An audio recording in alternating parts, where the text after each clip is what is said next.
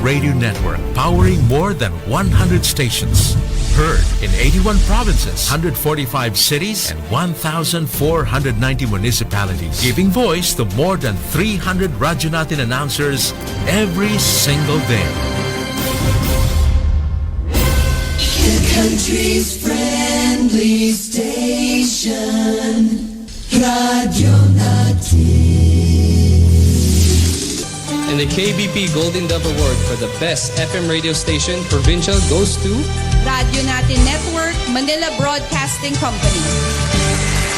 Sa ngalan po ng Manila Broadcasting Company, ang aming Chairman, Mr. Fred J. Lizalde, ang aming Presidente, Mr. Junic Dao, taus-pusong pasasalamat ang aming ipinapaabot sa KBP. Salamat po sa papuri, salamat sa karangalan, at salamat sa inspirasyon. Yung award po na ito, inaalay po namin una sa lahat sa ating Panginoon. Pangalawa sa lahat po ng mga announcers, mga DJs po natin, mga technician, mga radio partners at mga station managers, lalong-lalo na po sa mahigit 12 million listeners po ng ating estasyon sa Luzon, Visayas at Mindanao at nasa labas din po ng ating bansa. Maraming salamat po.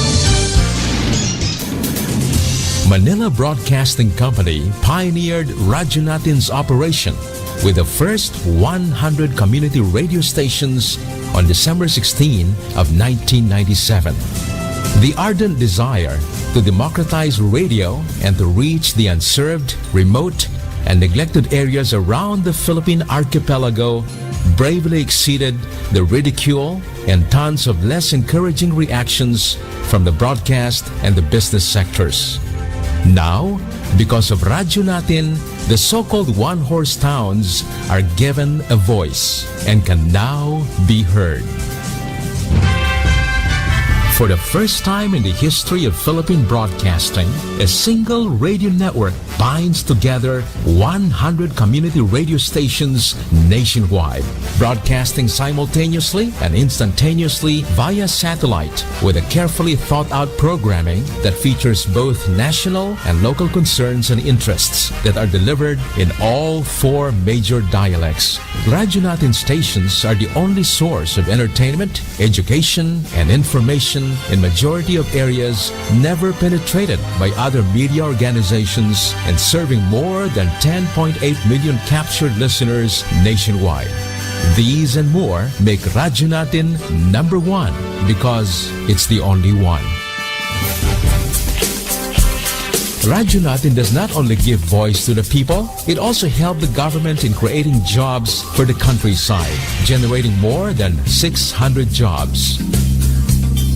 Radyo Natin promotes economic activity in the countryside through radio programs and promotions what used to be sleepy towns.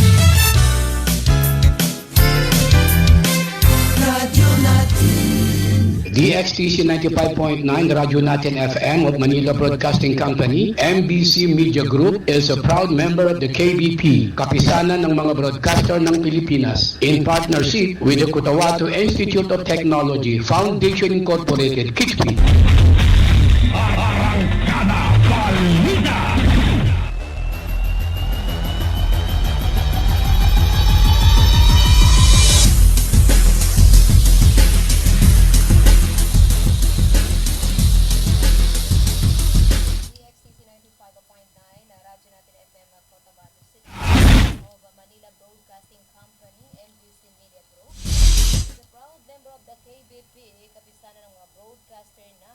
Pilipinas.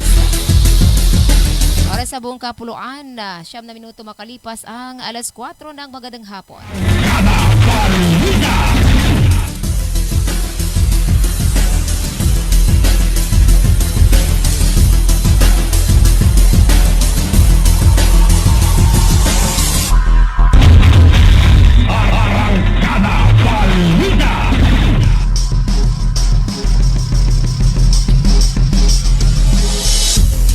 Bismillah, Assalamualaikum warahmatullahi wabarakatuh. Magandang hapon na Pilipinas. Magandang hapon na Bangsamoro.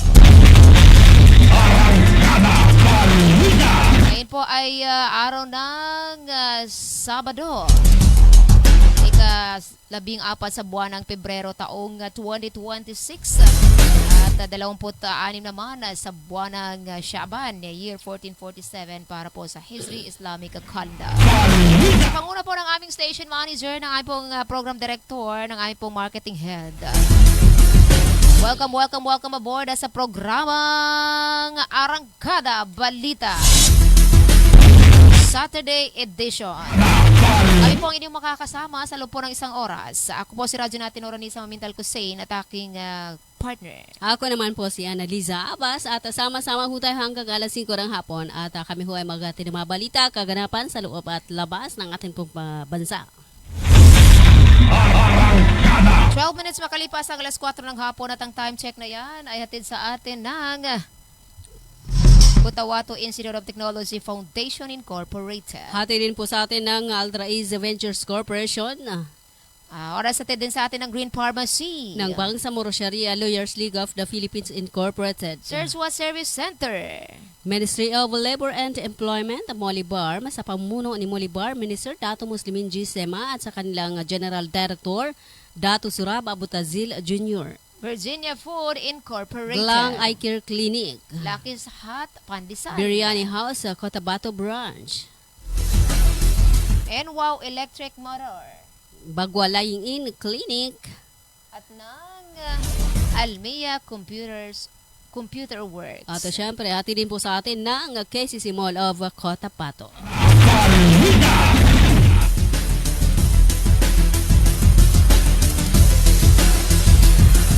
13 minutes makalipas ang alas 4 ng hapon. Again, ito po ang Arangkada Balita Saturday Edition. Of course, araw ng Sabado, ika-14 sa buwan ng Pebrero taong 2026 at 26 naman o ika-26 na araw sa buwan ng Shaban, year 1447. Ibig sabihin yan ay either 4 days more to go or 3 days more to go bago po ang buwan ng Ramadan. Advance happy Ramadan sa atin pong mga kababayan sa mga mananampalatayang Islam sa buong mundo. Hindi lamang dito sa Pilipinas, kundi sa buong mundo. Advance happy Ramadan sa iyo kasamang RN. Likewise, Ma'am Nor. Kumusta po ang araw natin ngayon? Alhamdulillah, Ma'am Nor. At kahit maalinsangan ang ating panahon, ay okay lang naman. At dapat magdala tayo ng atin pong mga tubig, inuming tubig. Actually, meron akong dalang tubig dito. Yan. At kahit na saan ako pupunta, lagi po yan kasama ko. Parang hindi makukumpleto ang araw ko kasamang RN pag wala akong dalang water kahit sa maliit lamang na tumbler. Ayan. Alright, it's 14 minutes bago or makalipas ang alas 4 ng hapon. At ngayon para sa ating unang balita. Nanumpa ng katapatan sa pamahalaan ang karagdagang 5 pang mga teroristang kasapi ng nabuwag ng Bangsamoro Islamic Freedom Fighters sa isang surrender ceremony sa Municipal Government Center ng Sultan Kudarat sa probinsya ng Maguindanao del Norte kahapon, araw ng Biyernes, buwan ng Pebrero, taong kasalukuyan. Unang isinuko ng 5 mga BIFF terrorists ang isang anti-tank rocket launcher, 2 B-4T anti-tank rocket, long-range bolt-action sniper rifle, isang millimeter mortar bago sila kung magbabagong buhay. Matutulong sa pagdikaya sa mga natitira pang dating mga kasama na lumantad na at magpatulong sa pulisya militar na makabalik na sa kanilang mga pamilya.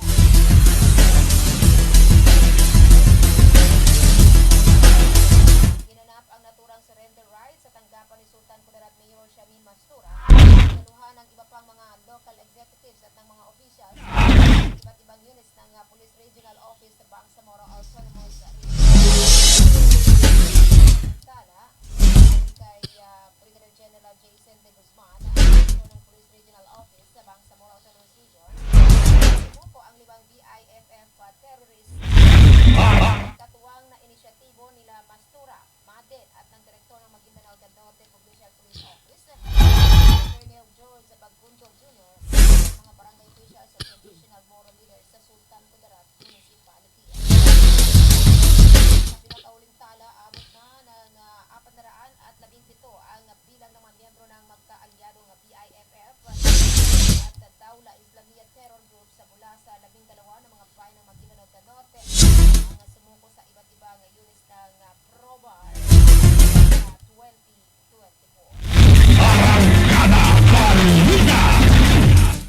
minutes makalipas ng alas 4 ng hapon, miyembro ng Moro Islamic Liberation Front pagsektor ang pagkita ng kanilang suporta sa ginanap na sa Provincial General Assembly. Para sa pagsusuri at pamilya ng Norte, tulong ay ginanap sa Bato State sa University of araw ng 14, 2026.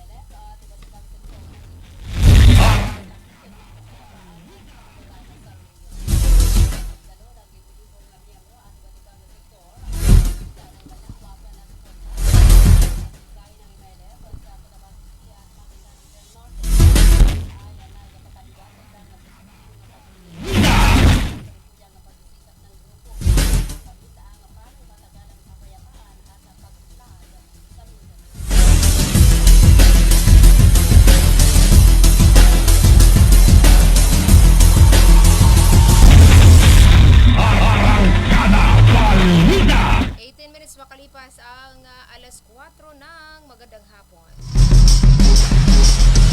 Samantala, mahigit na 5,000 kasapi ng Moro Islamic Liberation Front o MILF bilang ang mga front at base commanders at mga miyembro ng BIWAB mula sa iba't ibang bayan ng Basilan ang nagtipon-tipon makalawa sa isang malawakang asemble na isinagawa sa Albarca, Basilan sa bayan ng pagtitipon sa Butig, Lanao del Sur.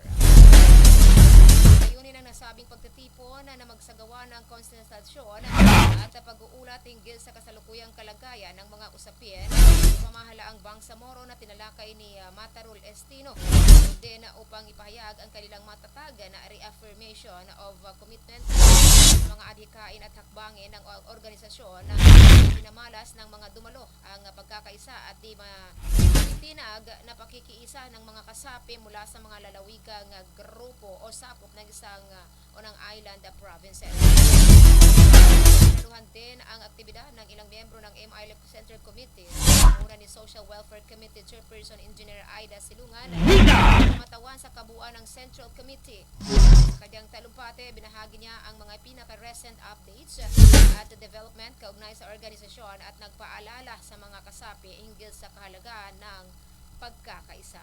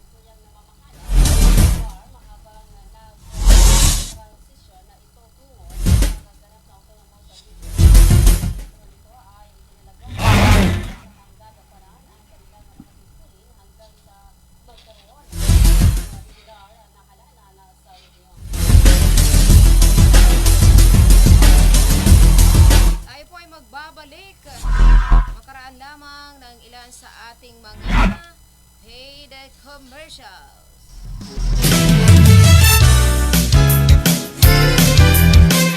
Radyo natin. Karapatan mo, protektado ng batas. Alam mo ba na may batas na tumitiyak sa karapatan nating mga persons with disability sa Pilipinas?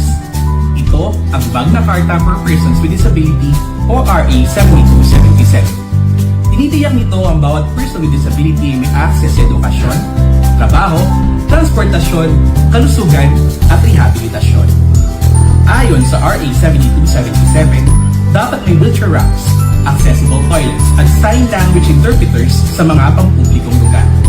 Sinasabi din sa batas na to na may proteksyon tayo mula sa diskriminasyon sa trabaho, paaralan at serbisyo. Pinalakas pa ito ng RA 9442 para sa dagdag na benepisyo, RA 10070 para sa pagbuo ng Persons with Disability Affairs Office o PDAO sa bawat munisipyo at syudad, at RA 10524 para sa mandatory employment quota o kinakailangan na 1% ng ipa na empleyado ay persons with disabilities. Tandaan, ang kapansanan ay hindi lang sa karapatang pantao dahil tayo ay may batas na kakampi natin at magpoprotekta sa ating mga persons with disabilities. Karapatan mo, ipaglaban mo. Ang paalaalang ito ay hatid sa inyo ng Access Project. Para sa inyong party needs, tunguhin lamang ang Hands-On Balloons and Party Shop para sa inyong pangangailangan tulad ng balloons, tables, and chairs rental, clowns, events decorator para sa iba't ibang okasyon tulad ng akika, birthday, anniversary, at iba pang selebrasyon. Tara na! Sa Hands-On Balloons and Party Shop, matatagpuan sa Central Avenue, Cotabato City. Magandang araw mga magulang at kabataan! Naghahanap ba kayo ng paaralang maayos, mapagkakatiwalaan at abot kamay ang bayarin? Sa Cotabato Institute of Technology Foundation Incorporated, tumatanggap kami ng kindergarten, elementary mula grade 1 hanggang grade 6, junior high school mula grade 7 hanggang grade 10, at senior high school na may strand na Humanities and Social Sciences. Sa Kitty, may maalagang guro, maayos na pasilidad at edukasyong para sa masa. Mayroon din kaming scholarship program at tumatanggap ng mga scholars. Kaya ano pang hinihintay nyo? Mag-enroll na sa Kitty. Para sa impormasyon, makipag-ugnayan sa 0905-1423-948. Matatagpuan sa Poblacion 8, Kakar, Cotabato City. Sa Kitty, abot kamay na bayarin, edukasyon. Check. Kinabukasan. Hello mga mamis. Gusto nyo bang manganak sa dekalidad at libreng paanakan? Halina at puntahan ang Bagwa Lying-in Clinic. Libreng manganak at kasama na ang family planning. Kaya mga mamis, simulan na ang libreng pagpapacheck-up. Dito lang yan sa Bagwa Lying-in Clinic. Open 24 hours at PhilHealth accredited. Narito ang kanilang mga services offered. Family planning, IUD insertion or removal, check-up, pill supply, condom supply, DMPA injection, referrals for bilateral ligation, BTL, natural family planning, NFP method, counseling, maternal and child health, physical exam, breast exam, pelvic exam, prenatal care, postnatal care, pap smear, well body care, immunization, breastfeeding, cord dressing, whey taking, safe, normal, spontaneous delivery, newborn screening. For other services, you may please contact our midwife at landline number 557-4422 or a cellphone number 0917-531-6697. Para sa mga karagdagang katanungan, pwede kayong bumisita anumang oras sa Bagwa Lying-in Clinic at hanapin lamang ang kanilang clinic manager. Ang Bagwa Lying-in Clinic ay matatagpuan sa Kimpo, Bagwa 2, Cotabato City. Owned and managed by Madam Fe Camano Mandi. Tandaan mga mamis, Bagwa Lying-in Clinic.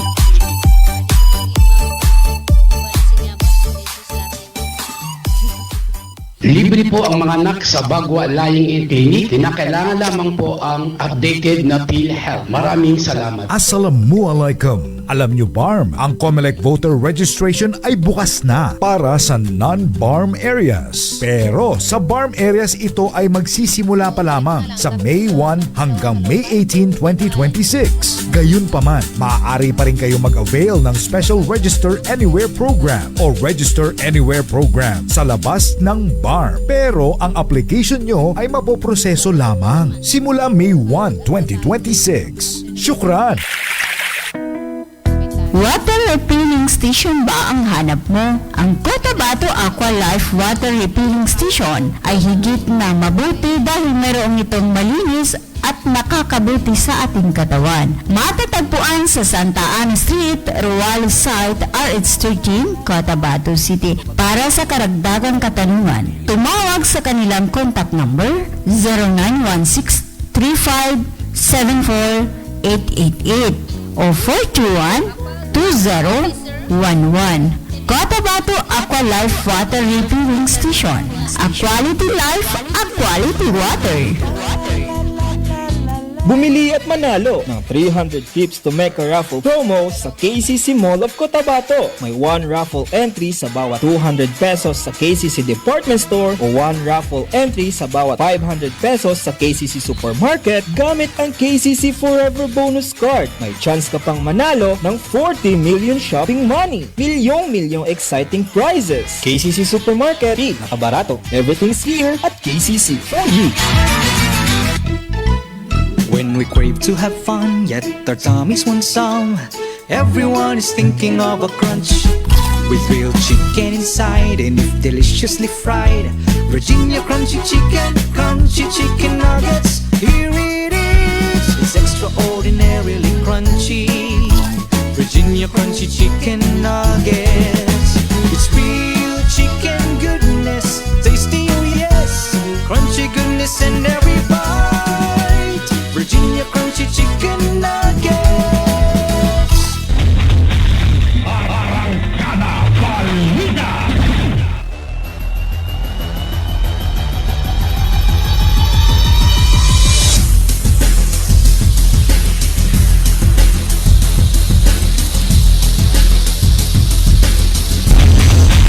Arrancada Balita. 29 minutes makalipas ang alas 4 ng magandang hapon at nagbabalik po ang Arrancada Balita. Again, kami pa rin po ang inyong kasama. Ako po si Radyo natin Ronisa Mamintal Kusain at ang aking partner. At Annaliza Abbas.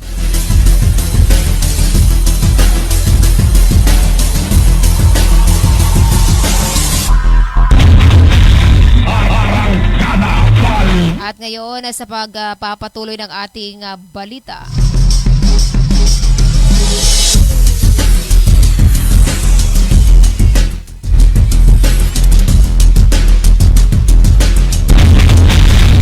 Pinuntahan kahapon, araw ng Biyernes, ikalabing 3 sa buwan ng Pebrero taong kasalukuyan, ang Barangay Kitango at Kitapok sa bayan ng Datu Saudi Ampatuan, Maguindanao del Sur ng mga staff ni MP Attorney Kitem Kadatuan Jr.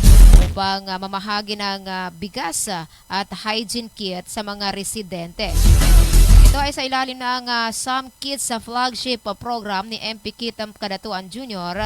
Natuwang si Interim Chief Minister Abdul Rauf Makakuwa na makatulong sa mga higit nangangailangang Bangsamoro. Lubos ang pasasalamat ni Normina Tambungalan, Barangay Chairwoman ng Kitango, sa ipinamahagi ng bigas at hygiene kit dahil sa napapanahon ito sa nalalapit na pag-aayuno o buwan ng Ramadan. Maliban sa Kitango at Kitapok ay nabigyan na rin ng bigas sa ang Barangay Madya, Dapiawan, LGU ng Datu Saudi Ampatuan, Datu Piang at Provincial Government ng Maguindanao del Sur. Inaasahan na maglaking tulong ito sa mga residente na nakararanas ng krisis at sa pag-aayuno sa Ramadan. 31 minutes makalipas ng alas 4 ng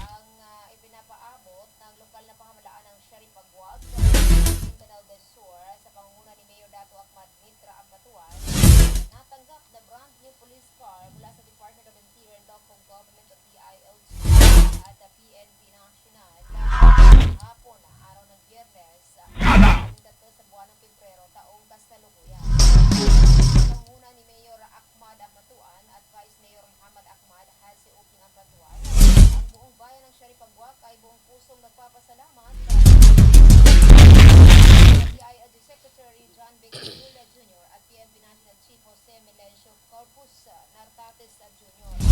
Patuloy na pagbibigay support at malasakit para sa kapakanan ng buong bayan ng Sheriff Baguac sa Maguindanao del Sur.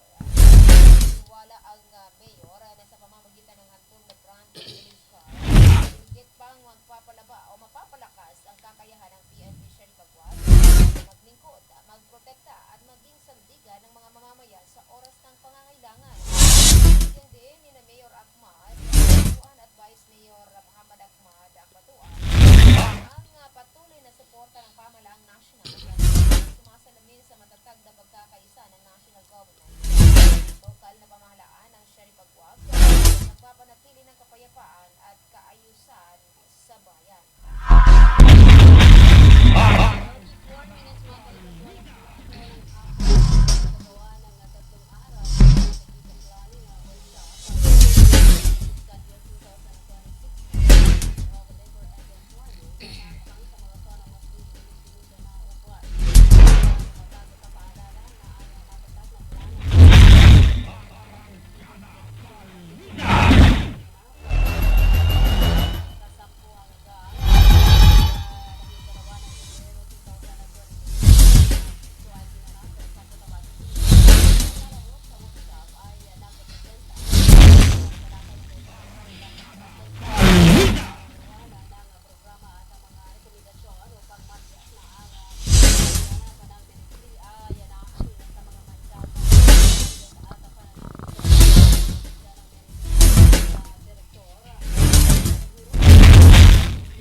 Dibisyon ng mga pinuno ng probinsya.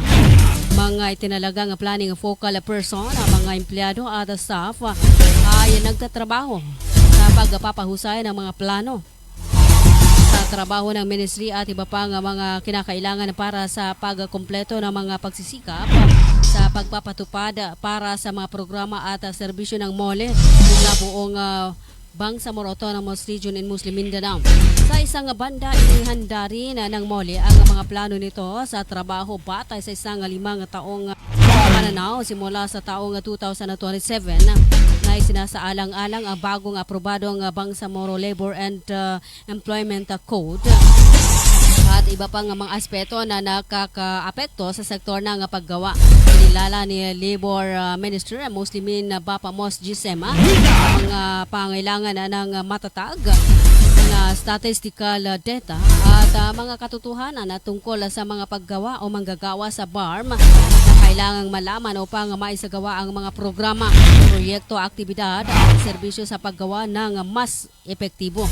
Sa pamagitan ng pagpapadali ng MOLE Research, Planning and Policy Development Services, ang workshop ay nakatulong sa ministry na magkaroon ng mas matatag at mas magkakaisang direksyon sa paglilingkod sa puwersa ng paggawa ng Bangsamoro na iniaayon ang lahat ng pagsisikap sa mga target ng pag-unlad. 37 minutes makalipas ang alas 4 ng magandang hapon.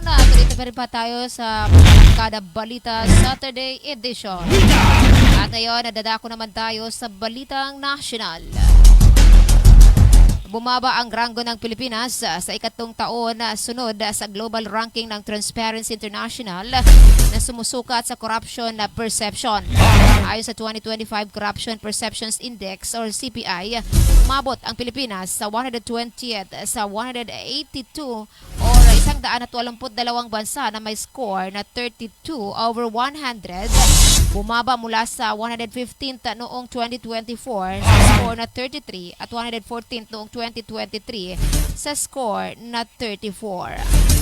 Mas mababa ito sa global average na 42 at regional average sa Asia Pacific na 45.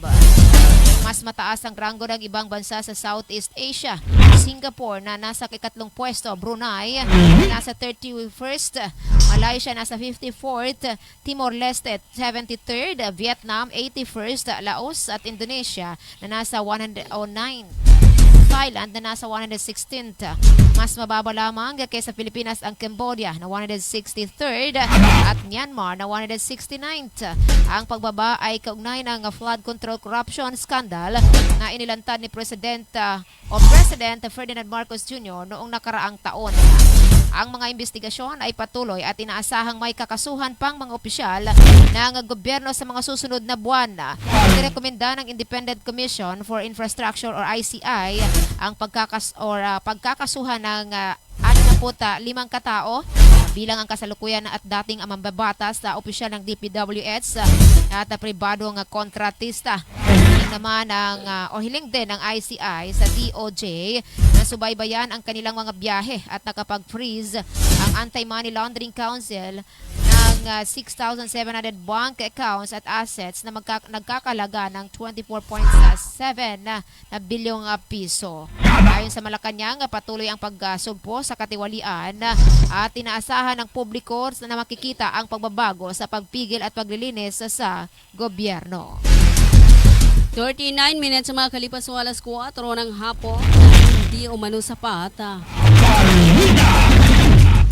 Ang aprubahan lamang ng Kongreso ay ang panukalang anti-political dynasty bill sa pagreforma ng electoral sistema ng bansa. Ang sinabi ni House Committee on Suffrage and Electoral Reforms Chairperson at Lano del Sur, Representative Zia Alonto Adjong, kasunod ng isinagawang public consultation na kaugnay ng anti-political dynasty bill sa Carmona, Cavite noong Huwebes. Sinabi ni Adjong na dapat ding amyendahan ang campaign finance policy pang mas maraming makatakbo sa halalan. Ayon sa mambabatas, dapat ding palakasin ang electoral education ng taas ang level ng civic majority. Ipasa ang pag-amyenda sa Party List Act at Anti-Turn Nepotism Act, ganoon din ang Omnibus Election Code. Ang committee ni Adjong ay magsasagawa rin ng public consultation sa Cebu at sa Cagayan de Oro sa susunod na linggo. Ayon kay Adjong, ang mga opinyon at rekomendasyon na kanilang makukuha sa konsultasyon ay gagamitin ng committee gabay sa babalangkasin itong anti-political dynasty bill. 41 minutes makalipas ang alas 4 ng hapon na samantala. Pinaalalahanan ni JV Ejercito Chinese Embassy ang Chinese Embassy sa Pilipinas na ang tensyon sa pagitan ng dalawang bansa ay hindi sana nangyari kung iginalang ng China ang karapatan at soberanya ng Pilipinas. Ayon kay Ejercito, kung hindi binubuli o tinataboy ng China ang mga mangingisda at ang Philippine Coast Guard, wala sanang alitan. Respect begets respect. Dagdag pa niya. Ang pahayag ni Ejercito ay kasunod ng pagpuna ng Chinese Embassy spokesperson na si Ji Lingping kay Senate President Vicente Soto III at sa Senado matapos itong magpasa ng resolusyon laban sa remarks ng China ukol sa West Philippine Sea. Binalaan rin ng embahada na maaring magkaroon ng job losses at iba pang economic consequences kung tuluyang masira ang ugnayang diplomatiko. Ayon sa Malacanang, ang pagpapalit kay Ambassador Jing Quan ay nasa desisyon umano ng bansang China.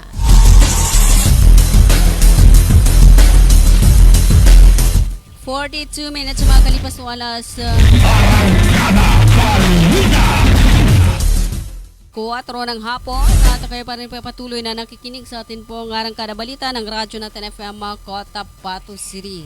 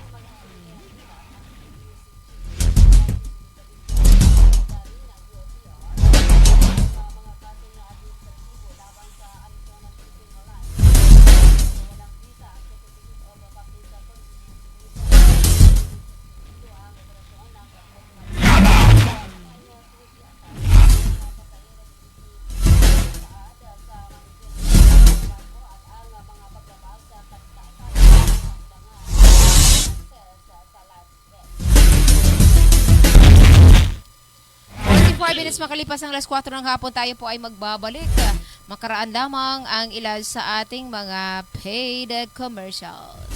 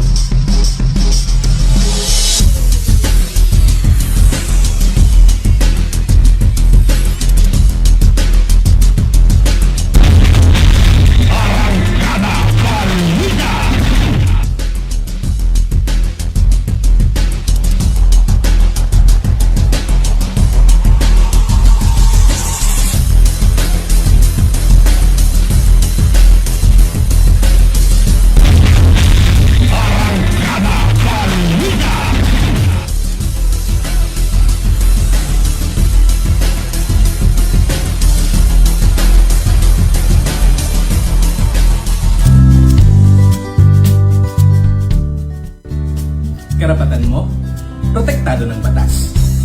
Alam mo ba na may batas na tumitiyak sa karapatan nating mga persons with disability sa Pilipinas? Ito ang Magna Carta for Persons with Disability o RA 7277. Tinitiyak nito ang bawat person with disability ay may access sa edukasyon, trabaho, transportasyon, kalusugan at rehabilitasyon. Ayon sa RA 7277, dapat may wheelchair ramps, accessible toilets at sign language interpreters sa mga pampublikong lugar. Sinasabi din sa batas na to na may proteksyon tayo mula sa diskriminasyon sa trabaho, paaralan at serbisyo. Pinalakas pa ito ng RA 9442 para sa dagdag na benepisyo, RA 10070 para sa pagbuo ng Persons with Disability Affairs Office o PDAO sa bawat munisipyo at syudad, at RA 10524 para sa mandatory employment quota o kinakailangan na 1% ng ipa na empleyado ay persons with disabilities. Tandaan, ang kapansanan hindi lang sa karapatang pantao dahil tayo ay may batas na kakampi natin at magpoprotekta sa ating mga persons with disabilities. Karapatan mo, ipaglaban mo. Ang paalalang ito ay hatid sa inyo ng Access Project. Assalamualaikum. Alam nyo BARM, ang COMELEC voter registration ay bukas na para sa non-BARM areas. Pero sa BARM areas ito ay magsisimula pa lamang sa May 1 hanggang May 18, 2026. Gayunpaman, maaari pa rin kayo mag-avail ng Special Register Anywhere Program o Register Anywhere Program sa labas ng BARM. Pero ang application nyo ay mapoproseso lamang simula May 1, 2026. Syukran! Magandang araw mga magulang at kabataan! Naghahanap ba kayo ng paaralang maayos, mapagkakatiwalaan at abot kamay ang bayarin?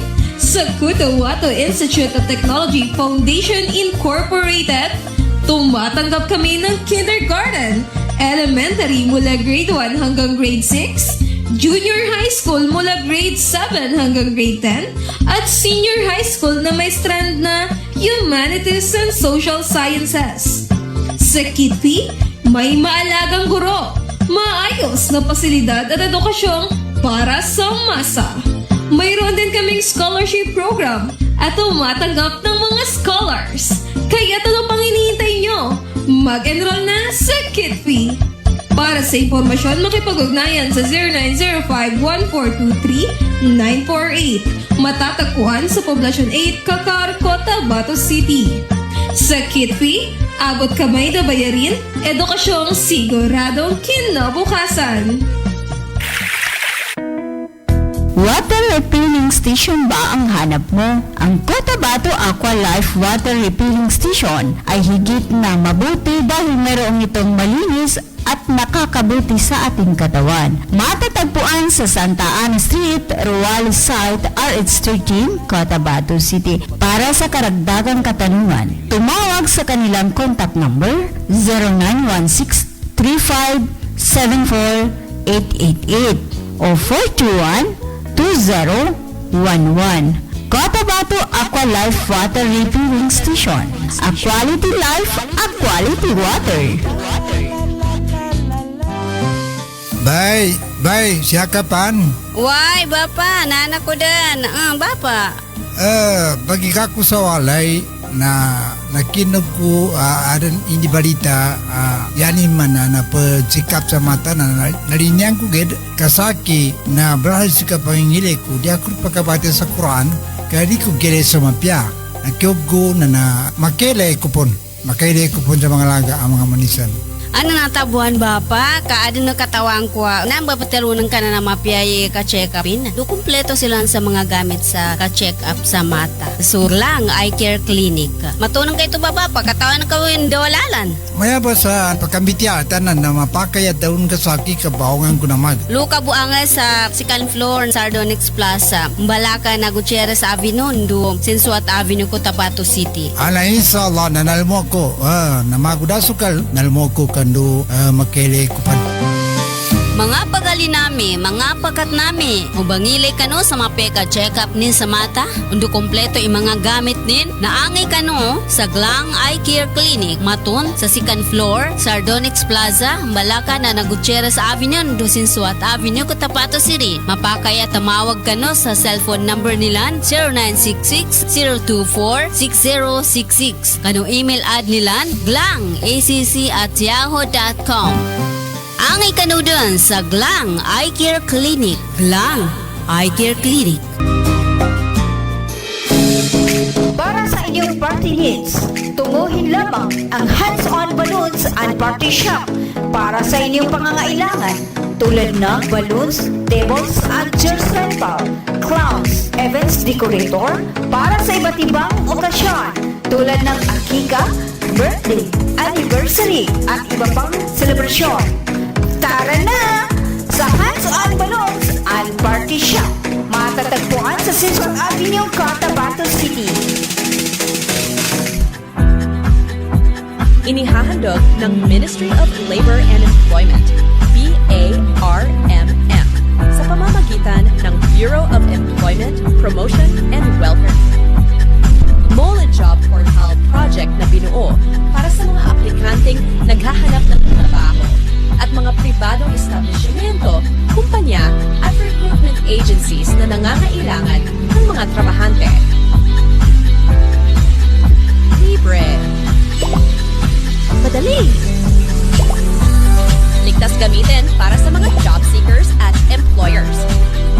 Narito ang iilan sa features at function ng online platform system na ito.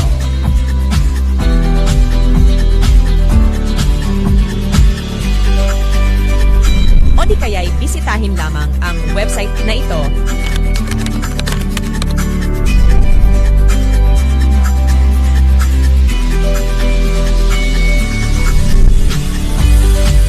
O maaari din i-scan ang QR code sa larawan. Para sa karagdagang impormasyon, bisitahin ang official website ng moliportal.h.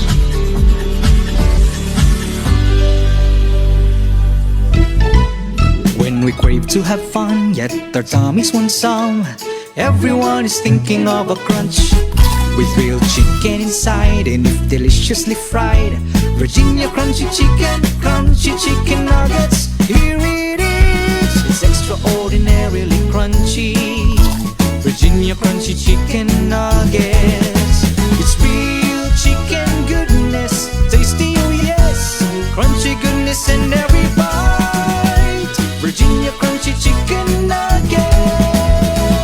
Bumili at manalo ng 300 trips to Mecca raffle promo sa KCC Mall of Cotabato. May 1 raffle entry sa bawat 200 pesos sa KCC Department Store o 1 raffle entry sa bawat 500 pesos sa KCC Supermarket gamit ang KCC Forever Bonus Card. May chance ka pang manalo ng 40 million shopping money. Milyong exciting prizes. KCC Supermarket, nakabarato. Everything's here at KCC for you.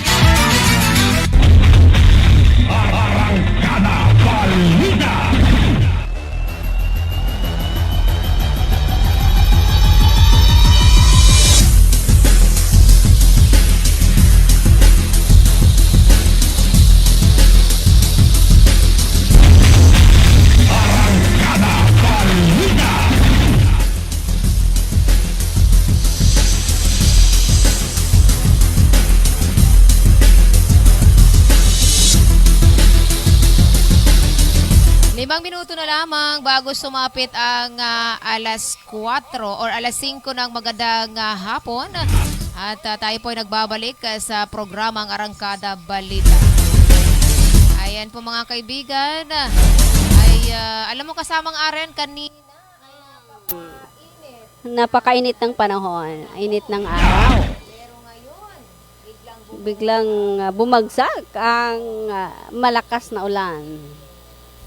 Paalala sa lahat po ng ating mga taga-subaybay. Oo, taga-pakinig.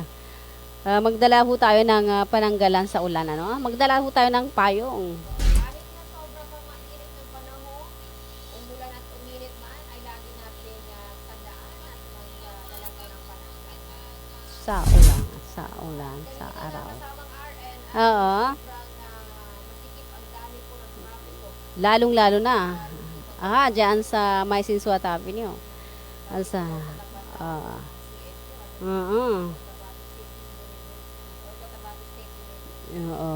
dahil nga sa ginanap na assembly, provincial assembly ng Cotabato City and Maguindanao del Norte ng Moro Islamic Liberation Front.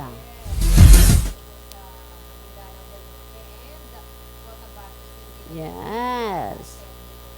At sobrang daming dumalo, Ma'am Nor. At ito ay halos umaabot ng 47,000 na dumalo. 46,000. Yes. Bilang na dyan ang kasama ko. Kabilang na tayo doon. At tayo ay sumaksi sa nasabing assembly. Ayan, oo.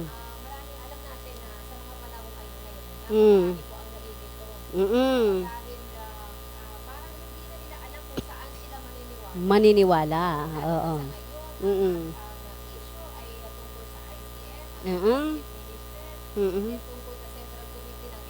Yes. Hindi na po alam ng sambayanan na bangsa mo kung saan ba talaga, kung ano ba talaga ang dapat nilang paniwalaan. Oo.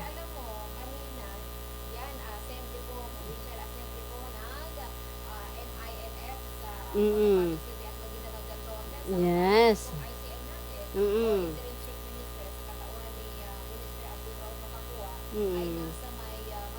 Maguindanao del Sur. Yes, sa Gindulungan.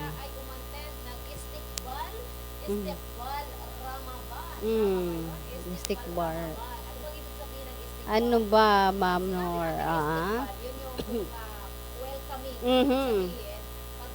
Pagtanggap. sa buwan ng Yes, patsakasakon. Patsilaslan.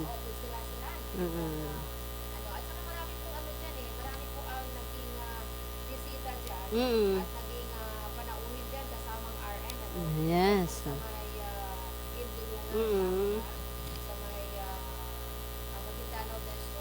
Sa Kalayan, itong Festival Ramadan Kareem 2026 na dinaluhan po, gaya na nabanggit natin, dinaluhan po ni Chief Minister Abdul Rauf Makapua at kasama po dyan ang UTA Parliament Speaker na si Muhammad Yaqub at syempre yung mga traditional leaders, sina former UTA member Mir Pantao Mitimba, sina member of the Mm-mm. Former mayor na si Bimbo Ali. Mhm. Then, mayor dati na si Uto at saka si Mayor Pong Tawitimbang. Mm. Vice Governor Nisam Nando na maging Canal de Sur at ang board member sa Pacritin. Mm. Particular sa Matalayan. Municipality of Talayan sa may Mapino Numbers. Ah.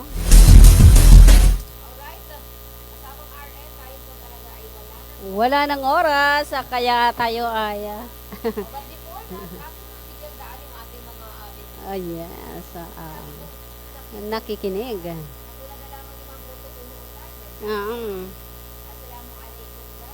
Waalaikumsalam warahmatullahi wabarakatuh.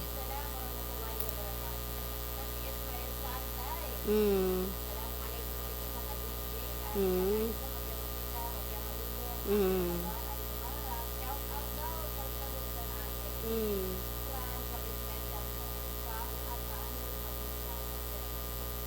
And nanonood din si Bukhari AG.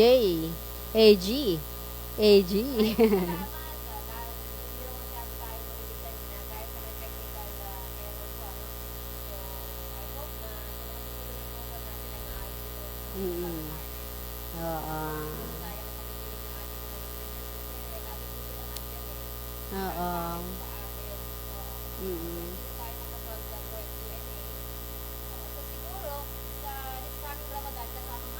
Oo. Yeah, sure. Asahan yan ng ating mga taga-subaybay. Mm. Yan, oo. Mm-mm.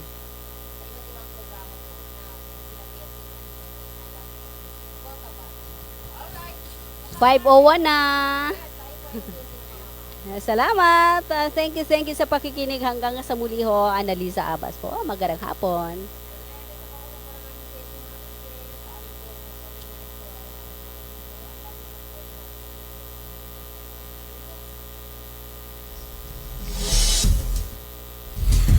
Manatili ho nakatutok sa radyo natin FM ako, Tabato City. Tuloy-tuloy sa serbisyo. Sama-sama tayo Pilipino. Bangsamoro. 7,100 isla, Luzon, Visayas at Mindanao. Iba't ibang tinig, Lain-laing mga pananaw, lain-lain nga tinog, magkadurot-lain na panlantaw, iba't ibang balita, isang bansa. lain-laing balita sa usa ka nasod, lain-lain nga hambal, isa ka pungsod, magkadurot-lain nga balita sa bugos nga nasod. Radyo natin. Radyo natin. Radyo natin. Radyo natin. Radyo